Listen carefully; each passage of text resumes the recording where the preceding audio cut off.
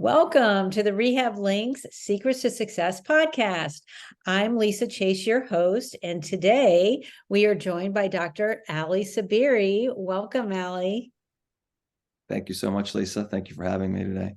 It's so great to have you. So a little background on Ali. Ali and I met years ago, and I was actually at the time looking for a family physician, primary care. And you became my family physician, and as well as my husband's. And we referred back and forth, with clients, and then we just became friends. And I absolutely loved your approach because it wasn't just about, okay, your standard of care. It really, you looked much more at the whole person, particularly the mind-body connection, which I love. And now you've kind of gone off into a new direction, even though you were doing it before, but now with a real specialty in wound care. And so I'm excited to kind of chat with you today and hear your insights. But why don't we start by, I know you've got a really great background. So maybe just start by telling the listeners a little bit about you and your background and kind of your journey and what you're doing today. Great. Thank you.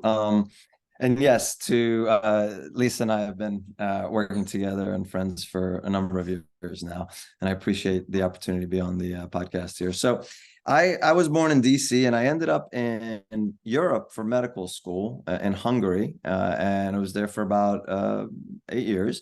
And I graduated literally 2 weeks after 9/11, and so it was kind of crazy, everything going on. And I ended up literally November of that year in Afghanistan, working with Doctors Without Borders in 2 refugee camps with Afghani refugees, in conjunction with the Red Crescent and the United Nations High Commission for Refugees and a few other organizations there. And I was fortunate enough to then be able to kind of indoctrinate myself into Doctors Without Borders and get more involved with them after that. And I was in Sierra Leone with them, and I've done a number of national campaigns locally too about access to medications and whatnot for our own people and across the world. And then primary care, kind of internal medicine came along, and did that at the University of Tennessee in Memphis.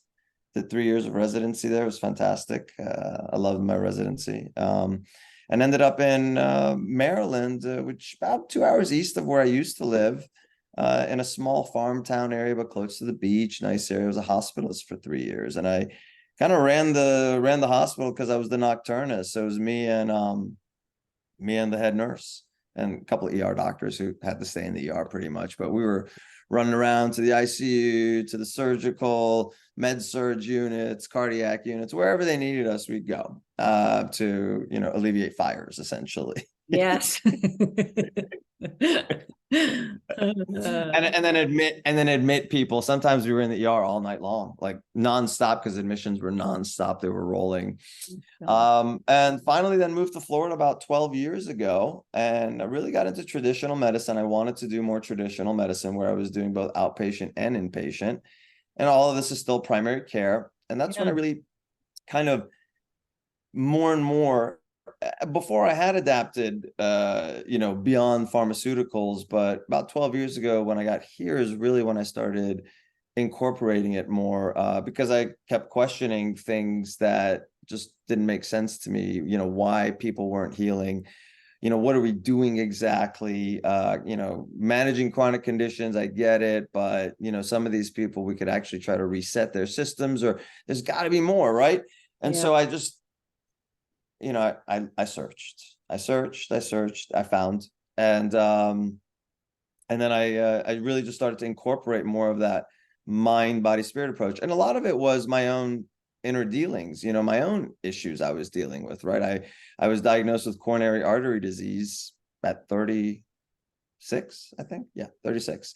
Wow. Had a 70-80% blockage in my left anterior descending artery.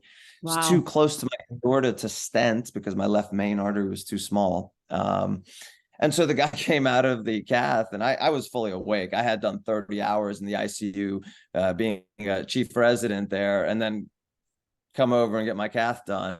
I saw it, and the guy came out and said, listen, we can either put you on medical management, or you have to do surgery, open heart surgery. Wow. And I asked him straight up, I said, well, if I do open heart surgery, will I have to have surgery again? He said, yeah, likely in about 30 years. And I said, well, forget about that. Let's Right. try medical management and we'll go from there. And so he put me literally at 36. I think I was on 6 medications, Wow. aspirin. And I had been diagnosed with high blood pressure a few years before. So I was already on 2 blood pressure medicine, lisinopril, hydrochlorothiazide. Then the guy put me on aspirin, beta blocker, cholesterol medicine, and a nitrate, which is standard of for cardiac anything, right? Standard Right. of care. And I couldn't tolerate the nitrate at all. It gave me massive wicked headaches. So I stopped Yeah. that almost immediately. And then over the next year, and in residency, they feed you horrible food, by the way, because they overworked you Yes, and you they don't have time to do. actually eat and go eat. And so they give you horrible, horrible food. And the amount of stress you have is ridiculous, right? Yeah. So I started changing my lifestyle, and but I continued some of my meds. And then, but over the couple years, then I started to realize, well, that I could handle this without the meds. My lifestyle was better. I was eating better, but I was really meditating more. I was Mm. focusing within my own system, because for me, honestly, and I'm a person that questions everything, right? Mhm. Yep. And I encourage everyone to do that, for that matter. But like when science tells me that I cannot control what's inside of me, I think it's hogwash. I don't accept it at all, because if I can talk to like this voluntarily and do this and that, and even through deep breathing mechanisms, slow my heart rate down, my blood pressure down, and other things, which we can clearly see fluctuations in cortisol, adrenaline, immune system, brainwave patterns, MRI, imaging results. I mean, the list goes on and on. Right. How is it that I cannot control other things within my body that are more molecular, Mm. deeper, Mm. right? Yeah. So I challenge the statement to Mm. anyone, right? I don't care if there's no double-blinded, placebo-controlled data. That doesn't Right. matter. We just do not have the means to measure that. But the subjective data out there, because I'm certainly not the only one here. I mean, there's Right. millions and millions of people Yeah. that understand this process, you know? So what I did then was eventually I took myself off all of my meds except for my beta blocker. I kept my beta blocker. But then I started getting chest pain a few years ago. And this was shortly after I was going through a divorce, and massive chest pain, like crushing chest pain. And I couldn't go to work. I drove myself to Morton Plant Hospital. My cardiologist was up there. They cathed me. This time they knocked me out with fentanyl. So I didn't see anything. Comes in the room afterwards. He goes, I'm confused, Allie. He called me Allie. I'm glad he called Yeah. me Allie. Yeah. I said, what's up, doc? He said, your plaque is only 10 to 20%. On your prior records, they were 70%. So you don't Ah, have any stenosis. You don't have any narrowing anymore. you He's like, killed. but I'm confused. You don't take your statin. You don't take your aspirin. You stopped your blood pressure medications. You just take Toprol, and you're probably having vasospasms because of stress. And so we'll switch you over to diltiazem, which helps the vasospasms and not spasm anymore. And so he said, this is very rare. We don't see this at all. He said, what did you do? And I said, you wouldn't believe me if I told you, but I'll tell you. And he goes, I want to know. And I go, I meditated, doc. I focused within. And I Mhm. explained to them the process of it, of essentially visualizing the plaque getting smaller, Mhm. visualizing my blood flow improving, my arterial diameter opening, literally visualizing molecules being cholesterol molecules being removed and taken to the liver. And I would do this daily. Yeah. And I wouldn't do it for months and months and months and months. No, I just committed a time to do it, and I did it, and then I let it be. And then I started to incorporate other practices of mindfulness and daily meditation into my own world. and really just generate healing vibes. And I would feel that, right? Yeah. And the nice thing is that no one can tell me that I didn't do this because I have documentation. Yes, So. you do. Yeah, it's amazing the power of the mind, you know. I mean, and I know, you know, like you said, there's like tons of research and studies, you know, on it, but I didn't know that whole story. So I think that's fascinating. I mean, because we see it in our patients. I mean, I know you've seen it. You and I have co-treated patients for many years, and I hear patients that come back and, oh, Dr. Saberi told me this, and, you know, we have them doing different things, and you can see the change in people if you're committed to making the changes, right? To going within, to, you know, doing some of these lifestyle changes, which we know a lot of people aren't, but if you're committed to doing it, the power is, you know, is really quite great that you can make those changes. So It really is. It really is. And I'm not, 100% perfect on my lifestyle well, no, who changes, is? certainly. Yeah. No. You No. know, I give myself like a 70 to 80% strong, really doing the things I need to do, 20 to 30%. I go out of, You do as we all do. You live your life, you know, you have to be able to right. do that. But yeah, you got to be able to, but that's pretty powerful. Like with just, you know, Yeah. making those mindset changes, you know, and I know you and I've talked about it, both me as a patient, you know, I know you've talked about it with my husband and with your patients. And that's something that I always loved and appreciated, you know, about your care. So I think that's great. Okay, so let's kind of go into, you know, you've treated patients for many years. So what would you say has helped to give you the your best outcomes, like in caring for your patients over the years? What is it that was a differentiator for you? It's so simple. It's such a simple thing that I'm going to say right now that it's the most simple and obvious thing. And I that's just my basic communication with my patients to yeah, earn their trust. Once yes, I earn their trust and gain their trust, and that they know that I'm truly looking out for them, yes, it all changes. Everything yeah, changes. yeah, yeah. You Just know? stopping And then to those that just can't or won't, I'll still be their doctor, but I may not necessarily go that in depth anymore because I know they've heard it. And like, I don't want to like drag them down every time they come in and right. whatever, but I do gentle reminders. Yeah. Gentle reminders are good. Well, I think you have to meet people where they're at, right? I mean, Yeah. as healthcare Yeah. providers, that's, you know, we can guide, but sometimes people aren't ready. And sometimes, you know, you see people, I know, you know, you just like me. I mean, I see people for years and, you know, they may not be ready at year one, year four, they're like, okay, remember when you told me, okay, I'm Right. ready. Totally. Yes, very much so, very much so. And that's really it. I mean, once you have it, and the other thing that I practice personally, and which is opposite to what they teach you in med school and even residency. And in med school and residency, they teach you not to communicate your own personal issues, or not issues, events with your patients. And I don't agree with that at all, at all. I want my patients to understand that I was a patient. I am a patient. Yeah. And I get what they're going through. I've had abdominal surgery. I have coronary artery disease. Yeah.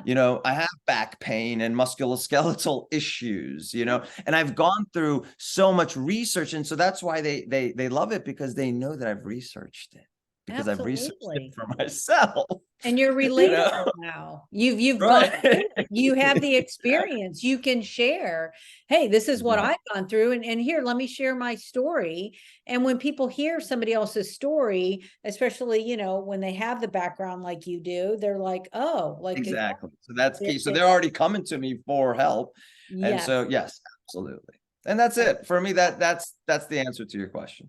I agree. I would probably, you know, also say just with being a patient of yours, I Mhm. think the other thing, in addition to like building a rapport and that trustability, you always had such a great way of breaking things down and educating your patients, right? To give them the knowledge and the power to help them make a decision. I used to love how you'd bring your whiteboard out and you'd start drawing all these pictures and diagrams and this and that. And I thought that that was always, I was like, this is great because you're now empowering me.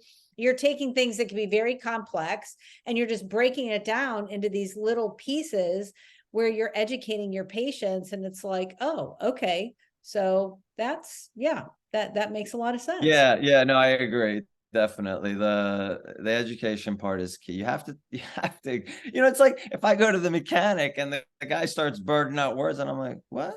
Huh? Just calm it down for me, please. But most doctors don't do that. Most physicians, most medical, try to put themselves up more on this, pedestal where they talk down to patients, and patients come in and they feel intimidated, they feel rushed, they're afraid to ask questions. And when they do, they get this short answer that they don't really understand, but they're afraid to ask. And you never made me or any of my patients ever feel like that. They just loved you as a person, and that how you just educated them and gave them, things that, were within their control, at times, right? And they either chose to take it, but that's usually the feedback, that they were just like, oh my God, like, and you figured things out because you took the time to stop and listen and help to break it down for them. So yeah, if you actually sit down and listen to them, you'll get most of your information. You don't even need to touch them. nope, But you do, of course. you You do, get yes. your stethoscope out and you do your exam. But if you just listen to them, you will get majority of your information that you need. And then you just probe a little bit, you question a little bit here and there. And what I also tell people is that I'm their advisor. I'm not their parent. I'm not here to tell them what to do.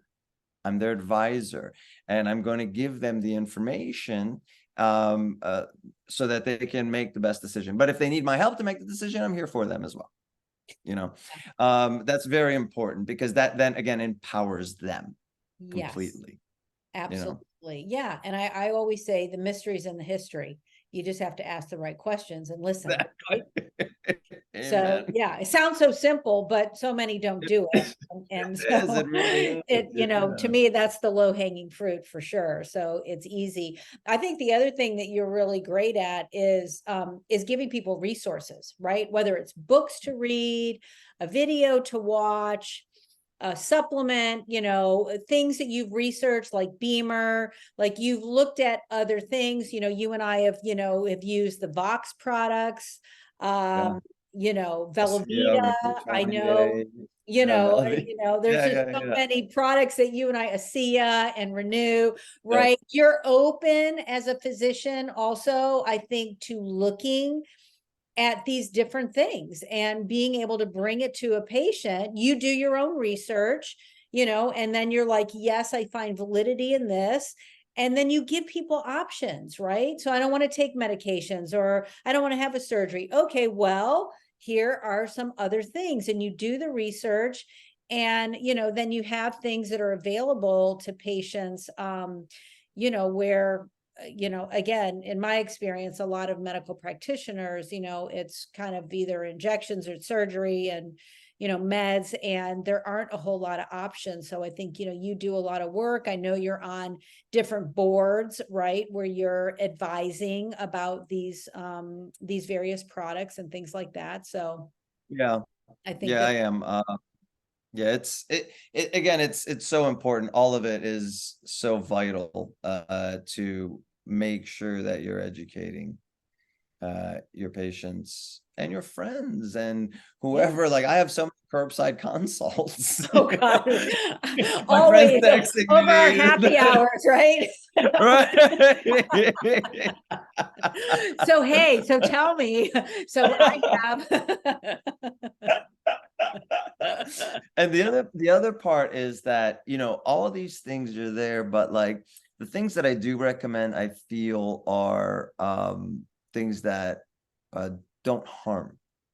You see, because there are certain things in the supplement world that can harm, actually. And so for me, the supplements, for to take that example, supplements for me should be targeted. not just willy-nilly. And then depending on your age, you know, like most 16-year-olds don't need supplements. You know, I offer some of my supplements to my kids and they're like, no, or yes, I'll take this for today, you know, and I know it won't harm them. I know it will help them, Right. you know. But like 51-year-old, 65-year-old, 75-year-old, as you age, your body goes through worsening stress damages. And it's harder for it to recover. It slows down. Our DNA slows down in its recovery system. Our NAD levels start to go down. Our collagen matrix starts to get broken down. You see it in every single organ system. Yeah. And so there's different reasons for that, right? And so when you have that aspect, then, okay, so what do I want to help with? You know, Right. or do I want to just have a general help, right? So targeting the things are important. And then I've noticed a lot of people like to put a bunch of pills here and go, whoa. Yeah. Not the most effective. Yeah. If you can, my recommendation would be to space them out. Just put them in your pocket. That's, you know, as the day goes on. Move on. Yeah. Because when you take them all together, they mix up and they may actually Counteract. inhibit each other in a way of absorption. So you just want to take them a little separate, not too far. You don't even have to wait that long, but you get more effective delivery for your system with that. But yeah, supplements are key, but food, I mean, food is the most important, is the vital. Yeah. Food and we're talking about physical more so, but mental and food. Food as medicine is vital. I mean, there's so much data about it. It's ridiculous. I'll get lost in it. And I mean, but again, we have a interesting society that likes consumption and very flavorful things that may not be good for us. Yeah. Yeah. Well, and and you have to be careful because there's like you said, there's so much stuff out there and they say, oh, just take this one pill and everything, you know, in your world will be better. And that is just not ever the case. No. It will help with No. several things, maybe, but not everything. No. I think the other thing that you and I have talked about, you know, is kind of like foundational, is just increasing your microcirculation, right? Like with things like the Beamer, nitric oxide. I know you and I have talked about with, you know, if it is supplementation or doing things like the Beamer, you know, that really help to improve our, you know, our overall circulation. And so I know that that's something that, you know, we've talked about over the years and, you know, that you use that. So talk a little bit about your wound care practice, you know, because there may be patients that really, okay, they get a little sore. They don't really understand the magnitude, you know, of wounds and the way that wounds can be managed and to enhance the healing process. So maybe just take a moment and share, you know, with our listeners about what you're doing in wound care. Yeah. So I started wound care about 8 years ago at the hospital that I was working at their clinic. And I knew nothing about wound care when they came to me and asked me if I wanted to be a wound care doctor. I kind of was confused at why they were asking me, to be honest. But they said, no, we like you and, you know, we'll teach you. It's all good. You know, you're a fast learner. Okay.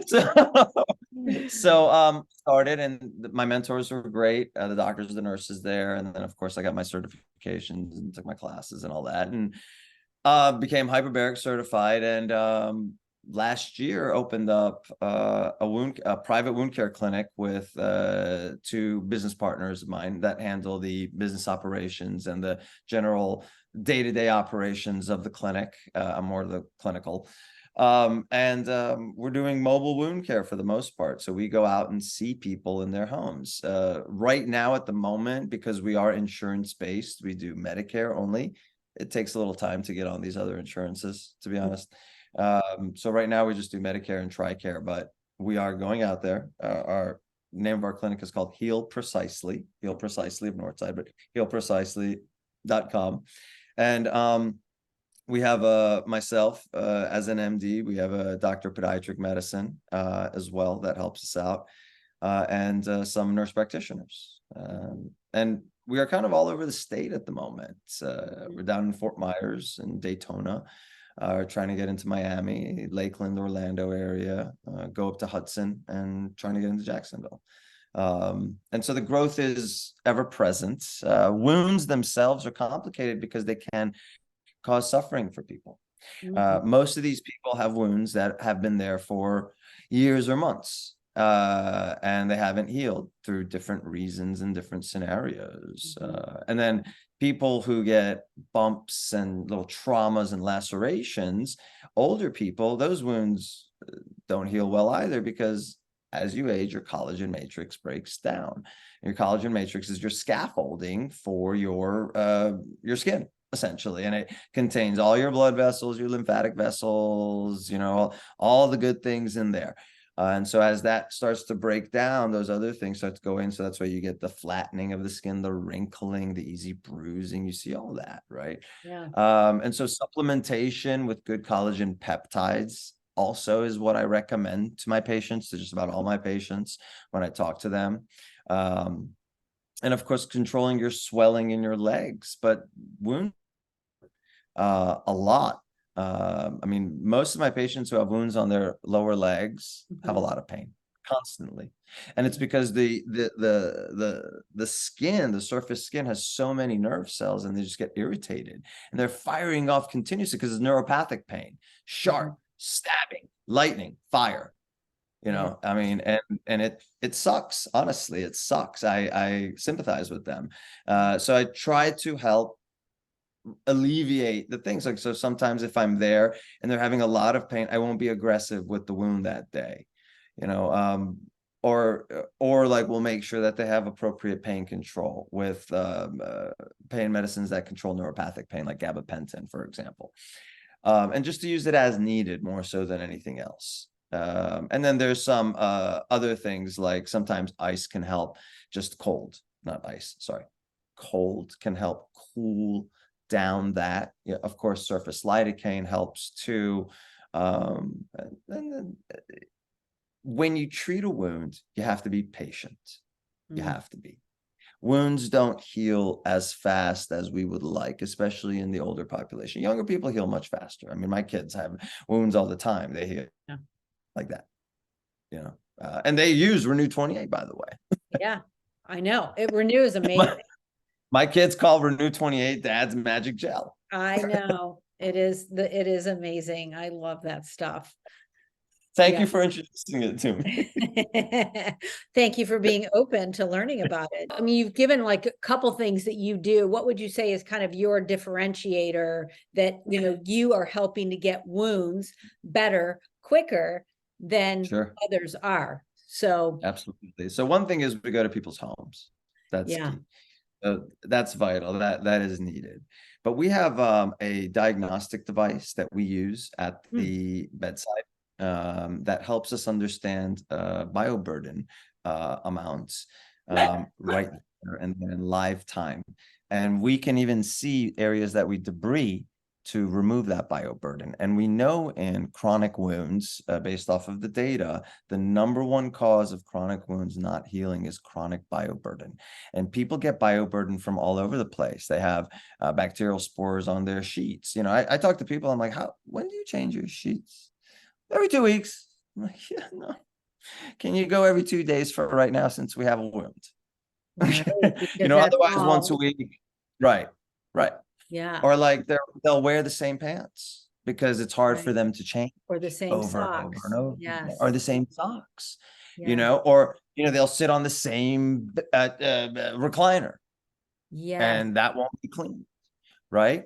And so this device, which actually I have right here, because I was doing my notes before this, it shines this fluorescent image. And there's certain types of molecules in the bacteria that reflect back the image. And so we can see, are these gram negatives or gram positives? I'll give you an example of 2 gram positive bacteria that most people know about, which is MRSA and streptococcal species like strep throat, right? Yes. So we can pick up localized MRSA and strep species right then and there that Wow. penetrate about 2 centimeters deep That's into the huge. wound or peri-wound area, right? So that for me is a game changer because you can't see that with the naked eye. It's impossible. Wow. I mean, and like, I mean, yeah, That's some special thing, biohacked in there. that'll be in a couple of years. They'll come out with that. Just install it in your eyeball. You can do it. But that's so, Got I a mean, little that's so good. Terminator flow going Yeah, on. right. I know. Yeah, but So yeah, God, so you could get a good diagnosis, an accurate diagnosis, so you can come up with a good treatment plan. Hey, imagine the that. treatment plan, it helps me understand sometimes if it's like rip roaring. I see a lot of red fluorescence out there on the picture. I'm like, okay, I need to take a culture. I need to add a dressing right now that is highly antimicrobial. If there's like active cellulitis or something, of course, we just go ahead and treat. We just empirically treat, we'll get the culture. And then if we need to change the antibiotic, we will. So that's the one thing, is the moleculite. Our treatment is, well, actually, let me go back to diagnosis also. Having a podiatric doctor that is very good and fine at meticulous surgeries and meticulous things to prevent full amputations, and has really, I think, master crafted his work. Dr. Eric Roberts here in town. I work with him very closely, and honestly, he's excellent at what he does. I trust him fully from that perspective. And so when we get together and with our clinical nurses who are highly experienced, we come up with plans that are very appropriate for the patient to maximize healing potential. Treatment plans, like sometimes it's too tough, like it's too hard for the person to get debrided. It's just too painful. So we have other devices that we use. So we have this device called a SonuWave. SonuWave is a ultrasound mist device, and it spreads an ultrasound wave, which stimulates capillary angiogenesis locally. It's fascinating. Wow. And then the mist helps clean the wound. So like I've been using it on a gentleman who has an open hole in his stomach because he had a gastric tube in there. It came out and he didn't want to put it back in. He wanted to start eating again. He could. And so now he had his hole in there and, it's all angry and pissed off and stuff. The first time I saw it, I could tell it's infected. I got a swab, but I started using the SonuWave, and literally in 2 weeks, we're half the dimension. That's huge. In 2 weeks, you're half the dimension of what you were. Yeah, because average healing rates are much slower for chronic wounds, much slower. Yeah. Right. So the SonuWave helps us a lot. And then we do advanced grafts. So we look at placental-based allografts. Our placental-based allografts are from full-born children that their mom has donated placentas. The placenta will be, reviewed for any genetic malformations, autoimmune diseases, and other infectious diseases. Once that's cleared, it's sent to the placental bank that the company owns that we work with.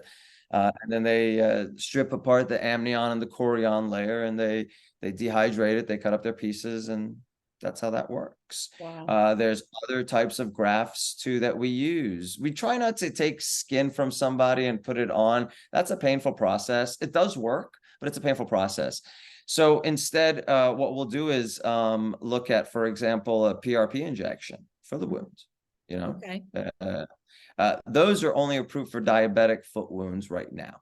Okay. But that it's something that it's awesome. We just take the blood, we spin it right there, 3 minutes, and we inject it into the wound. We also do like omega-3 paste, which is from fish, from salmon, I think. Or keratinocytes that are in a graft that are from human hair, for example.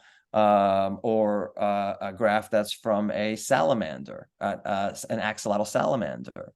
Wow. So there are a lot of different ways and options to help with healing, and the data just continues to come more and more and more and more. This is a great, very exciting time in wound care. Let's put it that way. Yeah, because I don't think a lot of people are doing it like you guys are doing it. And we also, I think what other things that set us apart, honestly, is that if the patient, if we know that we're going to be working with this patient for a while, we will help them clean their house. We will help them sterilize the place. We'll even help with home health aides. You know, it just depends on the scenario, the situation. Yeah. But you know, if we want to heal a wound, sometimes we have to throw the kitchen sink to it, and Right. that's Yeah. what we do. And honestly, and I'm also very upfront with people. So if I see a wound, like the other day, I don't pretend that I can heal every wound. I can't. So the Mhm. other day I saw a lady who I knew who was almost healed, but she ended up in a skilled nursing unit because she traumatized her ankle. And 4 months later, she's got an opening that's this big, but the wound is this big inside. She's got all this undermining, and I can feel her bone. And I told her, I said, I cannot heal this wound. I'm sorry. You're going to have surgery. They're going to have to open all this up. You're going to have to take a sample from that bone, see what infection you got in there. And they have to do these other things. I cannot heal this. I apologize. Right. And I had to talk to her daughter about it. And of course, the Right. nurse practitioner at the facility that she lived at. But like, you know, again, it's about communication. Yeah. Just, I don't like to sugarcoat things. Right. But I'm not, you know, I don't like to deliver bad news in a bad way. Kind of want to give some type of solution for them Yes. to chew on. Sometimes there is no solution, though. These Yeah. people are very frail sometimes, or they're just very sick, they're end of life, and their family members are holding on. And what they really need is hospice care. They're suffering. You can see, Yeah. I you know. know, I've been a palliative doctor for years in the hospital. And that's one of the things that it breaks my heart is Yeah. when these sweet older people are suffering and they're I just, know. it's rough. And it's the families aren't doing it on purpose. They just, you know, they don't know what else to Yeah, do. they And don't know. Yeah, they don't know. many people haven't talked to them. They tell me, they're like, no one said these things to me. I've heard this Yeah. over and over and over again so many Yeah. times. No one said these things to me. And my answer is because they're uncomfortable with it. Sure. It's, you know, I Absolutely. can't blame other doctors. They're just uncomfortable Yeah. with it, Yeah. Yeah. you know? But like then consult the palliative care doctor, Yeah. you Yeah. know, That's to come right. help you out, you know? So those types of things, like we just can't heal. And I don't want people to suffer. There's a few times where I would go a few weeks, you know, just to kind of take a look, see, kind of observe, do what I can. But then you know, I talk to the family. I'm like, listen, this is my observation. Every time I come, your poor mother is screaming to Jesus Christ to take her home. Yeah. She Yeah. can't move. Yeah. She's They're lost suffering. all her muscle, her Yeah. protein, Yeah. you know. Yeah. So those types of things. But the ones we can heal, we do our best to heal. And honestly, we just pulled our numbers. We have a 98% healing rate right now of the people that we've kept, right? I can't say that that's part of the statistics of the people that we just haven't healed, and we like, there's no Sure. healing here, you Right. know. Right. But the people that we've kept, 98%, which is above national averages right now. Yeah. And we don't Phenomenal. model the statistics. The statistics are in a net Database. health or charting documentation system. Yeah. Yeah. Whenever I document all the digital pictures that I take, that's just what it shows. Right. So, you know, it's good. I enjoy it. My quality of life has improved significantly. I do miss primary care on some level. Yeah. I have like 6 concierge patients that, you know, are my sweeter older people that just wanted to stick with me, and Yeah. I love them, and you know, and it's good. It keeps me going, and I still take my internal medicine certifications online and do all that to make abreast. And I read my alternative stuff, but I incorporate Beamer into my wound care. That's what I was going I, to I, ask you. I incorporate collagen peptides into my wound care. I incorporate nitric oxide into my wound care. Right. The SinuWave is an energy medicine type treatment that we Awesome. incorporate. So absolutely, we look at all those different variables to help people heal. It doesn't just have to be the standard, you That's know. right. Again, it's not harming them. That's the Right. key. long as it's not harming them. And so you have to know what you're dealing with. You have to know your pathophysiology and your anatomy, and you have to know the patients. Yep. You have to know the patient. Absolutely. And I'm sure that nutrition does play a role too in the whole healing Oh my process. gosh, it's huge. It's Yeah. huge. It's Yeah. huge. I mean, and Yes. who's looking at nutrition and wound care? We are. Yeah, besides Yeah.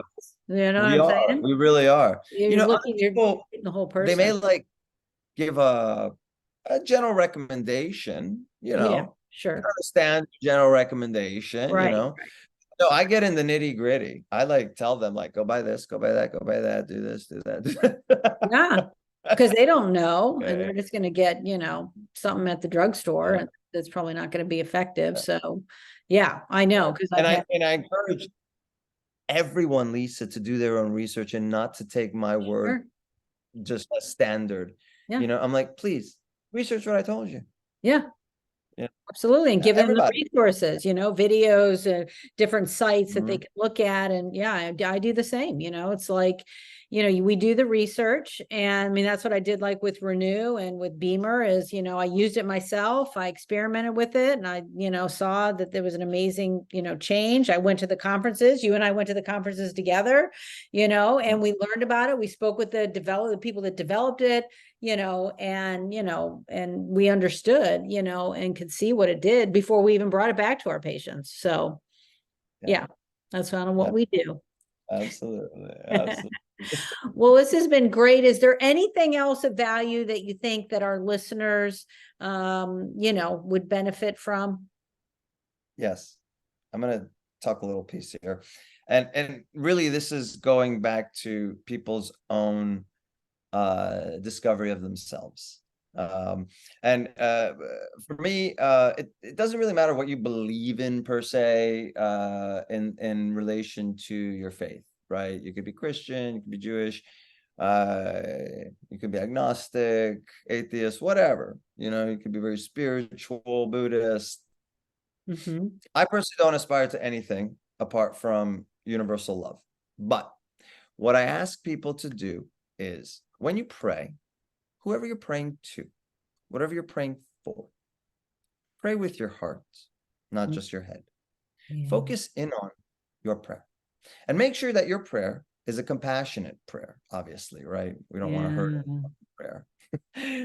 And what I ask people to do is feel the prayer. So how do you feel your prayer? How do you feel your meditation? So one simple way that I can sense it is when I start getting goosebumps. Okay, when my hair starts rising, when I'm in that prayer, when I'm in that meditation. Okay. And through my research of quantum physics, quantum photon energy, and meditative practices and evaluation of these meditative practices, there are changes that are clearly present when we do these things. Yeah. Okay? And so when someone tells you, whoever it is, you cannot do this, you don't need to believe them at all, right? Because what we do is we take on beliefs that sometimes block us, right? So the basic way to examine a belief for me is if a belief doesn't make me feel good, I want to remove it. I want to remove it. I want to dig deep enough and find out what it is and that it's nonsensical for me, and it will be removed. But if a belief makes me feel good and positive, then yeah, I want to move forward with that, right? So that's the basic, simple understanding of it. But when you generate that strong, positive emotional state, you do wonders for yourself. This has been shown in both subjective and objective things. Okay. You can control everything in your own system. That's the only thing you truly can control. That's it. Nothing else. Everything else you want to control. You try. Try to control. But truly, we can only control what's here. right? And that's what I teach my kids all the time, all the time. You know, when they try to blame their brother or the teacher or their friend for anything, I'm like, no, bro, or sis or whoever I'm dealing with, Yep. you know? So that for me, again, is the most vital piece. And that's it. Going forward with peace and Right. love. And just reminding myself constantly of gratitude, appreciation. It Yeah. is important because it generates this kind of this cycle of a nice vibrational state for me, Yes. you know, and I can experience it and see it, you know, because if I go back to experiences of when I was younger, when I had my fears of certain things or belief systems, I could notice like problems would amount. Mm. But once I remove those beliefs, literally, I could tell it was like a clear, like kind of like when you go into a rainstorm and you come out and there's like this divide. You could tell, I could tell the difference, you know? Yeah. A simple example, I was bullied all the time as a child and Mm. as a teenager for my skin, for being Iranian, for being short, you Right. know, those are the top things, Yep. right? I got in, my gosh, over hundreds of fights from 5 years of age to 25 years of age. Mm. But once I came to a point of understanding my strength within, Mm. it went away. I may still get, you know, once in a while the crazy here or there, but Sure. whatever, you It know? it is. It's so true. Well, you know about heart math, right?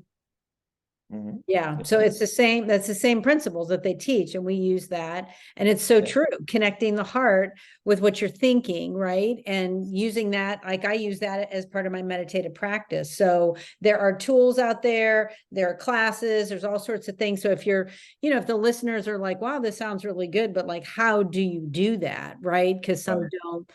There are lots of really great, resources, books, like I said, classes, heart math, things like that, that just can start to get you in touch with how do you do that? How do you go within and start that kind of practice that can really make those positive impacts in your healing if you're struggling with an injury or an illness, or maybe it's just stress that obviously we know over time can really create those problems.